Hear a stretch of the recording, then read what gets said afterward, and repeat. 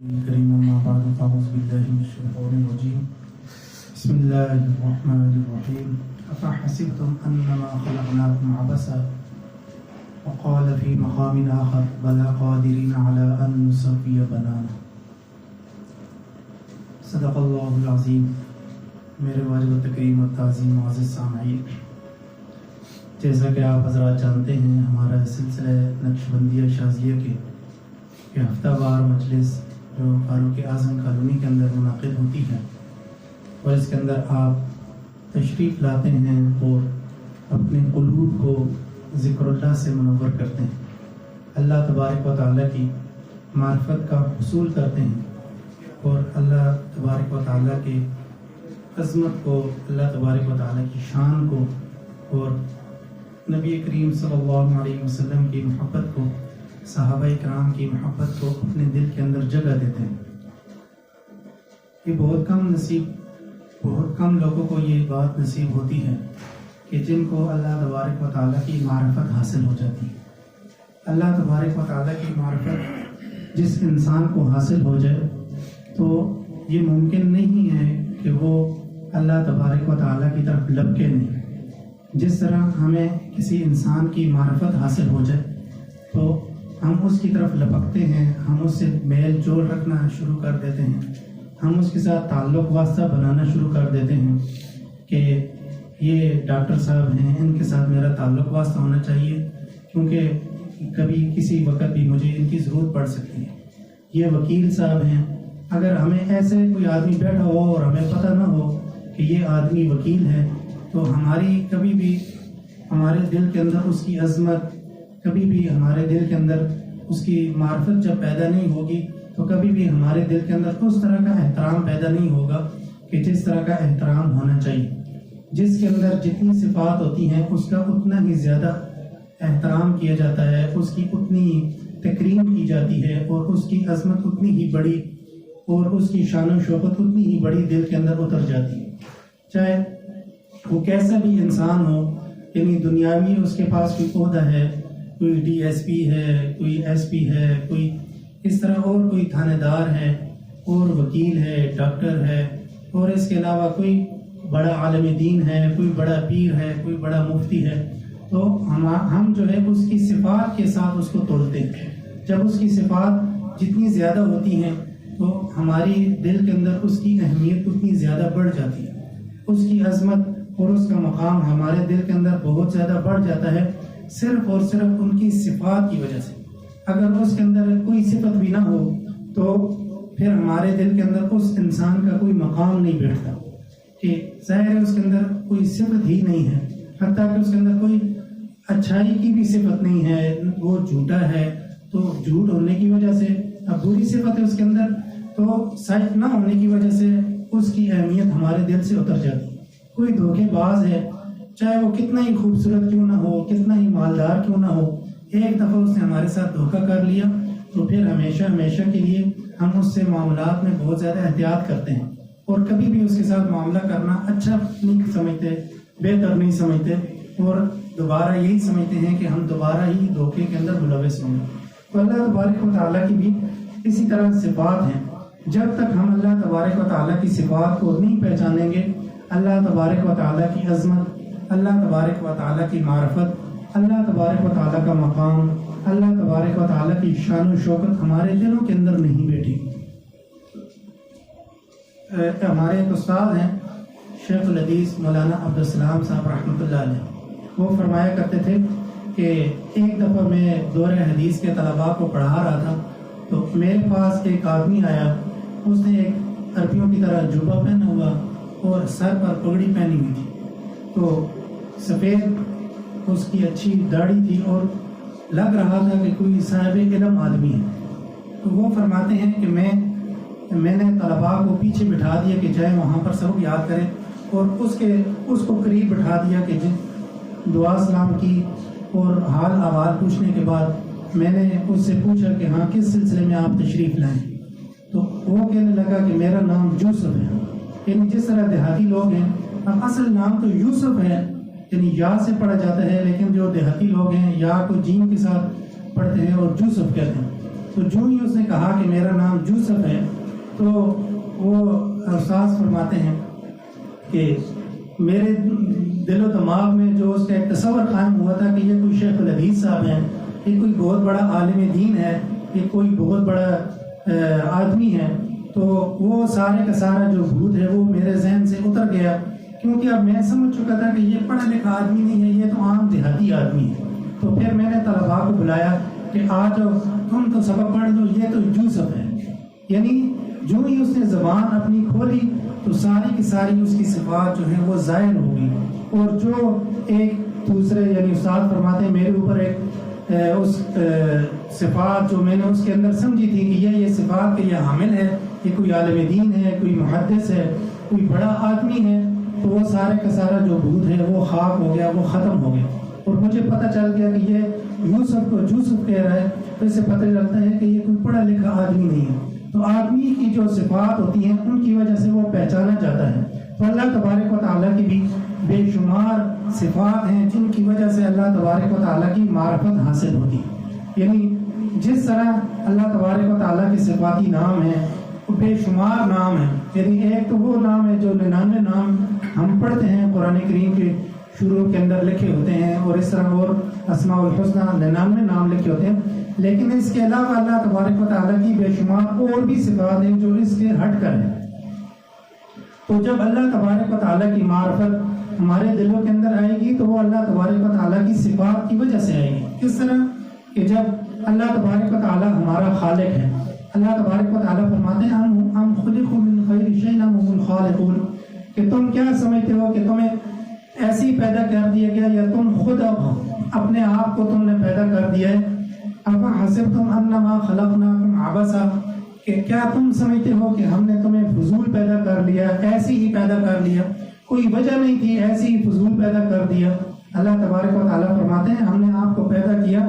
ایک شکل و شباہت دی، ایک صورت دی، اور آپ کے اندر صفات پیدا کی، اور آپ کے اندر آپ کو دماغ دیا، آپ کو آنکھیں دی، آپ کو ہاتھ دیے۔ اللہ تبارک و تعالیٰ نے لاکھوں کروڑوں اربوں خربوں انسان اللہ تبارک و تعالیٰ نے پیدا کیے، اور اگر ہم 1000 لوگ ایک جگہ پر جمع کر لیں تو سب کی شکلیں الگ الگ، حالانکہ سب کی 2 آنکھیں ہیں، ایک ناک ہے، ایک منہ ہے، 2 کان ہیں، سب کا سر ہے، سائز میں سارے اس طرح ایک جیسے ہیں، لیکن پہچاننے میں سب الگ الگ ہیں۔ ہم اگر کسی کو پہچاننا چاہیں تو بآسانی دوسرے آدمی کو پہچان سکتے۔ اللہ تبارک و تعالیٰ نے رنگوں کے اندر فرق رکھا ہے۔ اللہ تبارک و تعالیٰ یعنی ہر ایک کا رنگ الگ ہے، ہر ایک کی جسامت الگ ہے، حتیٰ کہ اللہ تبارک و تعالیٰ نے جو پورے انسان کے بنائے ہیں، اللہ تبارک و تعالیٰ فرماتے ہیں بلا قادرین علی ان نسوی بنانا، کہ بے شک ہم تو اس بات پر بھی قادر ہیں کہ ہم سب کو ایک جیسا بنا دیتے۔ جس طرح ایک مشین ہوتی ہے،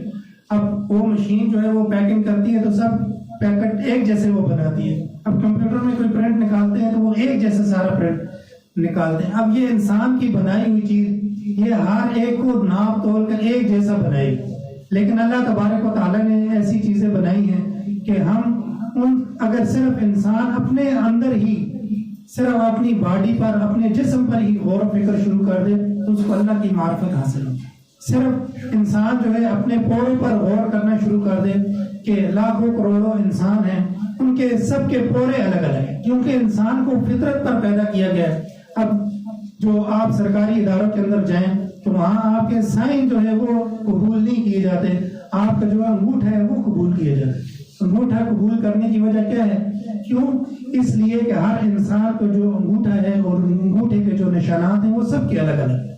یعنی اس طرح الگ الگ ہیں کہ جو ہی آپ کسی مشین پر انگوٹھا لگاتے ہیں تو فوراً ہی آپ کا بایو ڈیٹا مکمل سامنے آ جاتا ہے کہ اس آدمی کا فلاں نام ہے، اس کا شناختی کارڈ یہ ہے، یہ فلاں جگہ کا رہنے والا ہے، مکمل بایو ڈیٹا وہ مشین آپ کا بتا دیتی۔ تو اب کیوں؟ اس لیے کہ فطرت نے آپ کا جو دستخط رکھا ہے اس کو کوئی بدل نہیں سکتا، وہ کسی کے ساتھ میچ نہیں ہو سکتا۔ ایسے نہیں ہو سکتا کہ آپ کا جو انگوٹھا ہے، آپ کا جو پورا ہے کسی اور پورے کے ساتھ میچ ہو جائے۔ لاکھوں کروڑوں انسان اس دنیا کے اندر بستے ہیں لیکن کسی کے ساتھ کوئی پورا میچ نہیں ہو۔ تو یہ اللہ تبارک و تعالیٰ کی تخلیق ہے۔ تو اللہ تبارک و تعالیٰ نے انسان کو پیدا کیا، اور انسان کو پیدا کرنے کے بعد اس کو ایک مقصد دیا ہے، ان الذین توفاہم الملائکۃ یعنی اللہ تبارک و تعالیٰ کے جب فرشتے انسان کے پاس روح قبض کرنے کے لیے آتے ہیں، قالوا فیما کنتم،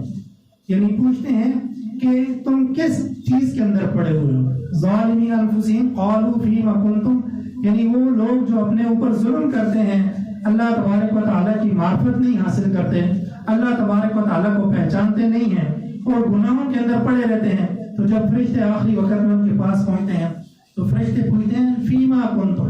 کہ کس چیز کے اندر پڑے ہوئے ہو، کس دنیا کے اندر تم پڑے ہوئے ہو، کس بھول کے اندر تم پڑے ہوئے ہو، اور کیسی زندگی تم لوگوں نے گزاری۔ یعنی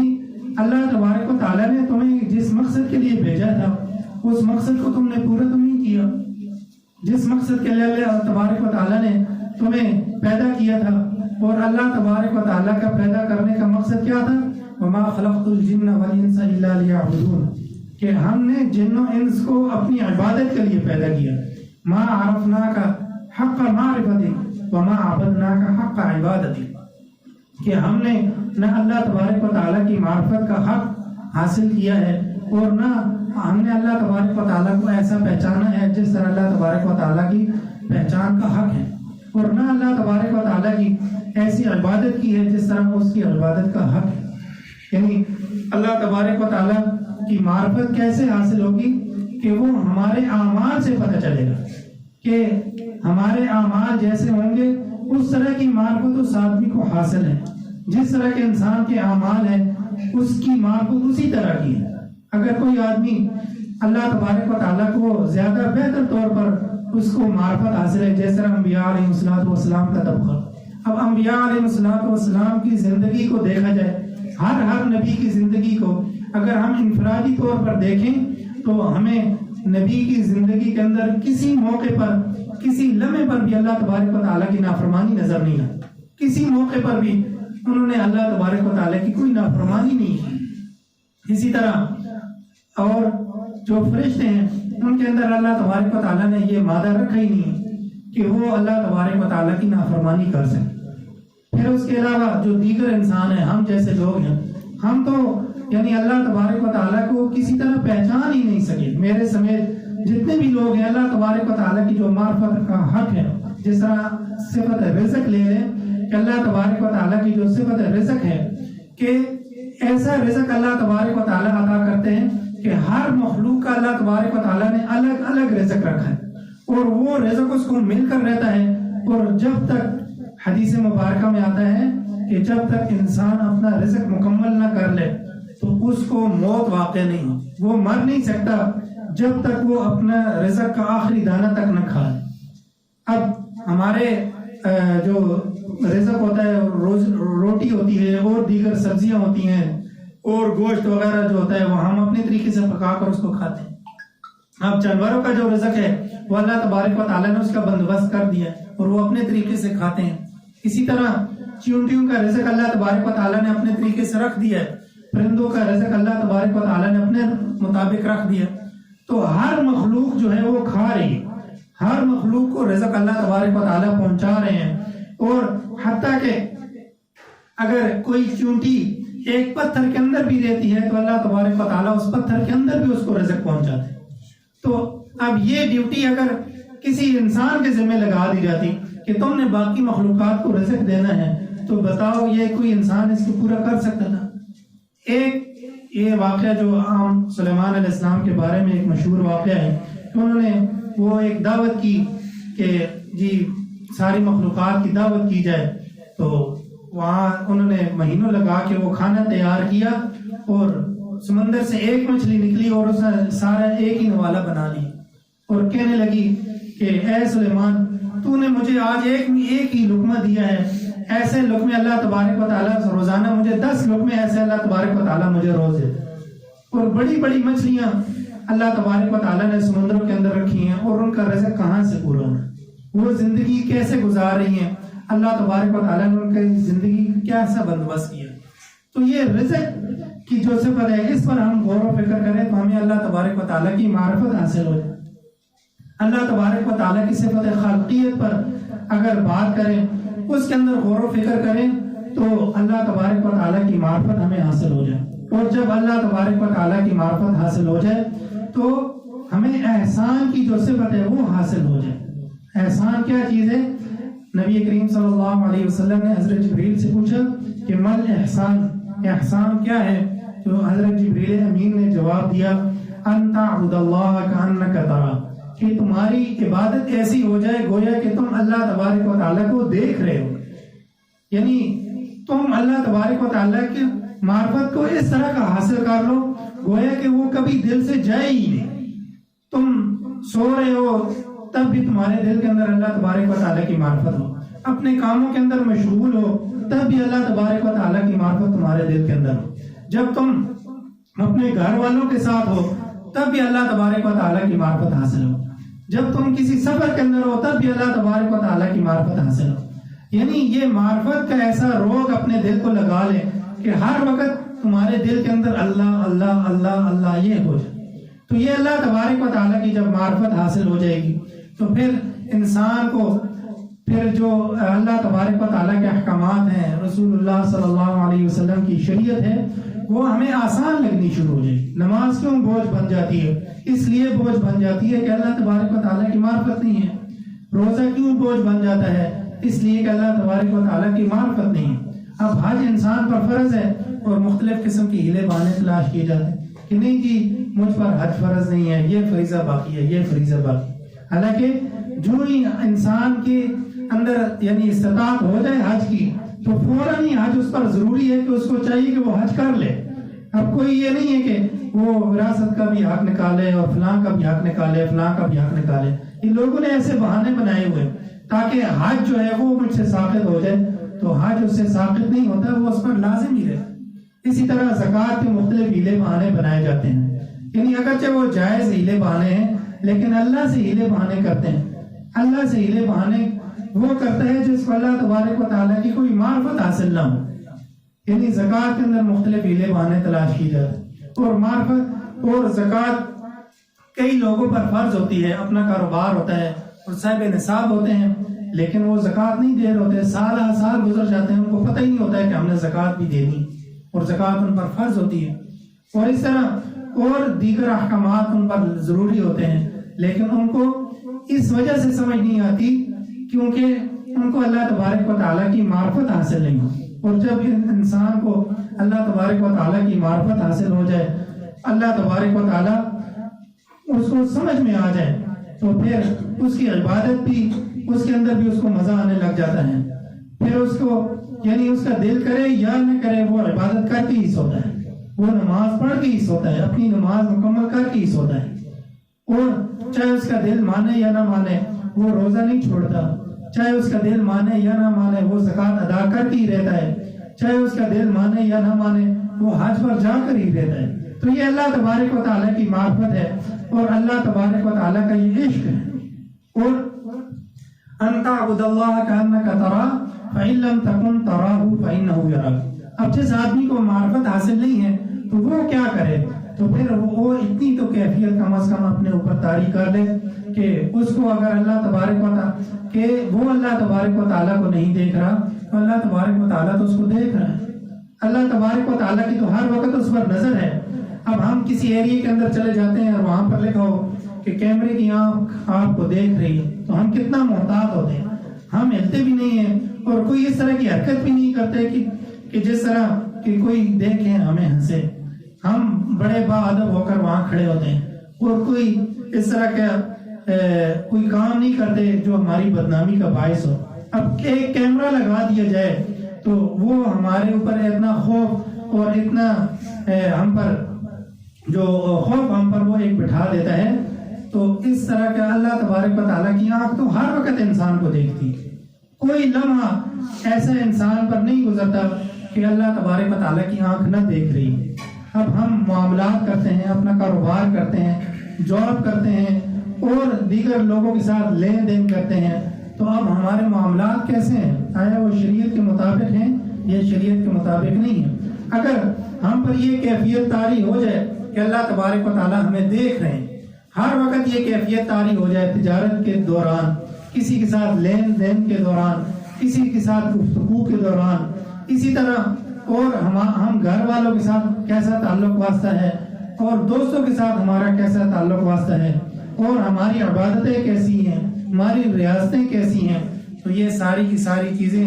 جب یہ تبھی انسان کی ٹھیک ہوں گی جب اللہ تبارک و تعالیٰ کی معرفت حاصل ہوگی. اور جب انسان کو اللہ تبارک و تعالیٰ کی معرفت حاصل ہو جائے تو خود بخود اس کے سارے کام سیدھے ہو جائیں. تو ہم خانقاہوں کے اندر آتے ہیں، مجالس ذکر کے اندر آتے ہیں، تو ہمارا بنیادی مقصد یہ ہوتا ہے کہ اللہ تبارک و تعالیٰ کی معرفت ہمیں حاصل ہو جائے، اللہ تبارک و تعالیٰ ہمارے دلوں کے اندر بیٹھ جائے. اور جس چیز کا بار بار ذکر کیا جاتا ہے، بار بار ذکر کیا جاتا ہے، اب کوئی کمپنی اپنی مشہوری کرتی ہے تو وہ اپنا بار بار ایڈ دکھاتی ہے، بار بار ایڈ دکھاتی ہے، وہ اتنا مشہور کر دیتی ہے، اتنا مشہور کر دیتی ہے کہ بچے کی زبان پر اس چیز کا نام، اس پروڈکٹ کا نام آ جاتا ہے. بچے کی، حتیٰ کہ جو آدمی صحیح بول بھی نہیں سکتا اس کی زبان پر بھی وہ اس پروڈکٹ کا نام آ ہی جاتا ہے. وہ اتنا مشہور کرتے ہیں، اتنا مشہور کرتے ہیں، بچے، بوڑھے، خواتین، ہر عمر کا آدمی اس پروڈکٹ کو پہچاننا شروع کر دیتا ہے. تو اللہ تبارک و تعالیٰ کی معرفت ہمیں ایسے حاصل ہو جائے کہ ہر وقت ہم پر وہ کیفیت طاری ہو جائے کہ اللہ تبارک و تعالیٰ ہمیں دیکھ رہے ہیں، اللہ تبارک و تعالیٰ کی معرفت ہمارے اوپر ہر وقت سوار رہے. اور اللہ، یہ جو ذکر اللہ کرایا جاتا ہے، ہمارے سلسلے کی جو خاصیت ہے کہ کثرت ذکر، کہ ہمارے یہ سلسلہ نقشبندیہ شاذلیہ، اس کی خصوصیت یہ ہے کہ یہاں پر ذکر بہت زیادہ کروایا جاتا ہے. اور جب ذکر بہت زیادہ کروایا جائے گا تو اللہ تبارک و تعالیٰ کی معرفت، اللہ تبارک و تعالیٰ کی عظمت، اللہ تبارک و تعالیٰ کی شان خود بخود دل کے اندر بیٹھ جائے. جب بار بار ہمارا دل اللہ اللہ کہے گا تو اللہ تبارک و تعالیٰ ہمارے دلوں کے اندر ضرور بیٹھ جائیں گے، اور اللہ تبارک و تعالیٰ کی معرفت ہمارے دلوں کے اندر ضرور آئے گی، اللہ تبارک و تعالیٰ کی عظمت ہمارے دلوں کے اندر ضرور آئے گی. حضرت جو ہمارے سلسلے کے بانی ہیں، حضرت اقدس سید مفتی نور زمان شاہ صاحب، وہ اسی بات پر زور دیتے ہیں کہ اللہ تبارک و تعالیٰ کی معرفت حاصل کرو، علم کو حاصل کرو، اللہ تبارک و تعالیٰ کو پہچان لو. جب اللہ تبارک و تعالیٰ کو پہچان لو گے تو پھر سارے کے سارے معاملات سیدھے ہو جائیں. یعنی جب انسان اللہ تبارک و تعالیٰ، جس طرح میں نے شروع میں عرض کیا کہ ہمیں جب کسی انسان کی کچھ صفات ہمیں معلوم ہوتی ہیں، ہم اس سے تعلق واسطہ جوڑنے کی کوشش کرتے ہیں. تو اللہ تبارک و تعالیٰ کی صفات، اللہ تبارک و تعالیٰ کی معرفت اگر ہمارے دلوں کے اندر آئے گی تو ہمارا خود بخود ناطہ اللہ تبارک و تعالیٰ سے جوڑنا شروع ہو جائے گا. اور جب اللہ تبارک و تعالیٰ سے ناطہ جڑ جائے گا تو دینی احکامات پر عمل کرنا بھی آسان ہو جائے گا، شریعت پر عمل کرنا بھی آسان ہو جائے گا، اور ہم آپس میں جو ہمارے معاملات ہیں وہ بھی سارے کے سارے ٹھیک ہو جائیں گے. تو کوشش یہ کریں کہ ہم اللہ تبارک و تعالیٰ کو پہچانیں، اپنے معاملات کو سیدھا کریں، اور جو مجالس ذکر منعقد کی جاتی ہیں ان کے اندر کثرت سے شرکت کریں. یعنی وقت پر آئیں اور جو بیان کیا جاتا ہے اس کو سنیں اور اس پر عمل کرنے کی کوشش کریں، اس پر غور و فکر کریں. جو ذکر کرایا جاتا ہے، جو ذکر دیا جاتا ہے، جن حضرات نے ذکر نہیں لیا ان کو بھی چاہیے کہ وہ ذکر لیں اور اپنے روٹین کے ساتھ یہ ذکر کرتے رہیں، تاکہ ان کو یہ جو ہمارے حضرت کا جو فیض ہے، جو نبی کریم صلی اللہ علیہ وسلم سے چلتا آ رہا ہے، اس فیض سے وہ لوگ بھی مستفید ہوں. یعنی جس چشمے سے جتنے بھی ہم سارے لوگ مستفید ہو رہے ہیں، آپ لوگ بھی سب مجھ سے مستفید ہوں. کیوں کہ جب اس سے مستفید ہوں گے تو اللہ تبارک و تعالیٰ کے ساتھ رشتہ جوڑنا، اللہ تبارک و تعالیٰ کے ساتھ ناطہ جوڑنا، اللہ تبارک و تعالیٰ کا قرب حاصل کرنا یہ بہت زیادہ آسان ہو جائے. ہمارے حضرت فرماتے ہیں کہ اللہ تبارک و تعالیٰ کو راضی کرنا بہت زیادہ آسان ہے، کہ اللہ تبارک و تعالیٰ اتنی جلدی راضی ہو جاتے ہیں کہ اگر کوئی انسان ایک گناہ کرتا ہے اور گناہ کرنے کے ساتھ اگر وہ نادم ہو گیا، صرف دل کے اندر اس نے ندامت پیدا ہو گئی کہ مجھ سے گناہ ہو گیا، وہ آئندہ یہ گناہ نہیں ہوگا مجھ سے، میں کوشش کروں گا کہ آئندہ یہ گناہ نہ ہو، تو اللہ تبارک و تعالیٰ نے اس کے گناہ کو معاف کر دیا. تو یہی توبہ ہے. یعنی انسان کے دل کے اندر ندامت کا پیدا ہو جانا اور آئندہ اس گناہ کا عزم آئندہ اس گناہ نہ کرنے کا عزم کر لینا، اسی چیز کا نام توبہ ہے. اور جو ہی انسان یہ کرتا ہے تو اللہ تبارک و تعالیٰ تو ایسے بندے کو فوراً معاف کر دیتے ہیں، اور اللہ تبارک و تعالیٰ تو راضی رہتے ہیں بندے. اور حضرت فرماتے ہیں سب سے جو مشکل کام ہے وہ اللہ تبارک و تعالیٰ کا قرب حاصل کرنا. اور تصوف کے اندر یہ اللہ تبارک و تعالیٰ کی جو قرب کی منزلیں ہیں، یہی آہستہ آہستہ یہ طے کروائی جاتی ہیں. یہ آہستہ آہستہ انسان طے کرتا رہتا ہے، کرتا رہتا ہے. پھر ایک وقت اس کے سامنے یعنی ہر چیز کھل کر سامنے آ جاتی ہے، وہ ہر چیز کا منظر اپنے سامنے دیکھتا ہے. پھر اس کو عین الیقین ہو جاتا ہے. جب اپنی آنکھوں سے دیکھتا ہے، جب اس کے دل کی آنکھ کھلتی ہے، تو پھر اپنی آنکھوں سے جب ہر چیز کو دیکھتا ہے، ہر چیز کا مشاہدہ کرتا ہے، جس طرح اولیاء اللہ مشاہدہ کرتے ہیں، تو پھر ان کی رغبت اللہ تبارک و تعالیٰ کی طرف اور بڑھتی ہے. اللہ تعالیٰ سے دعا ہے اللہ تعالیٰ ہمیں سمجھنے اور عمل کرنے کی توفیق عطا فرمائے.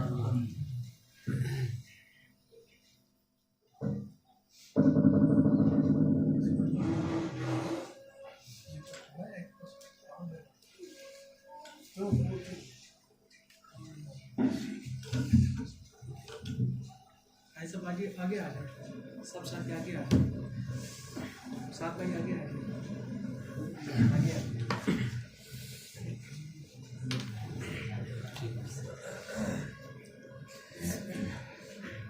شریف پڑھیں.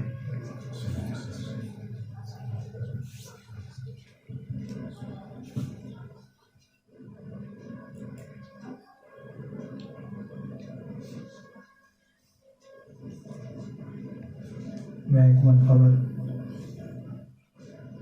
سیدہ فاطمہ الزہرا رضی اللہ تعالیٰ عنہ کے بارگاہ میں پیش کروں گا، اور ان کو ترنم سے نہیں پڑھوں گا، ایسے چند شعر آپ کو سنا دیتا ہوں.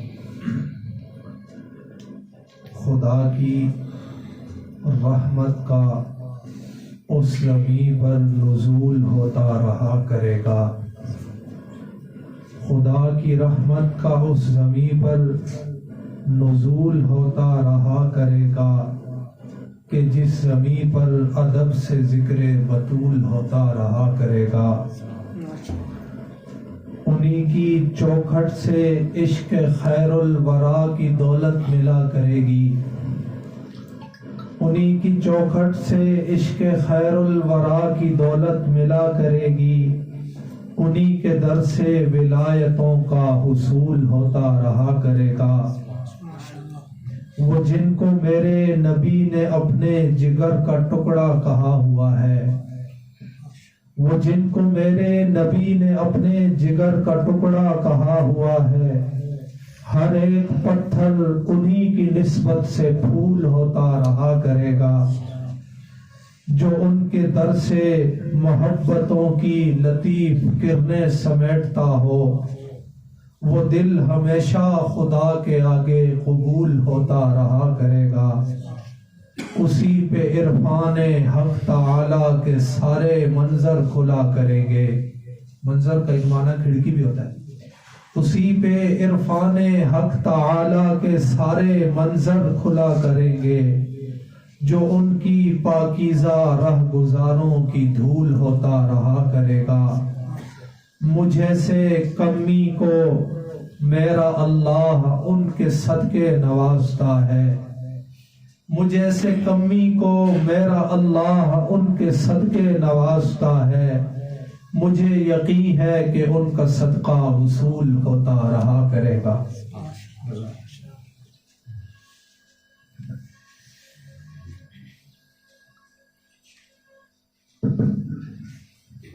ذکر کریں گے.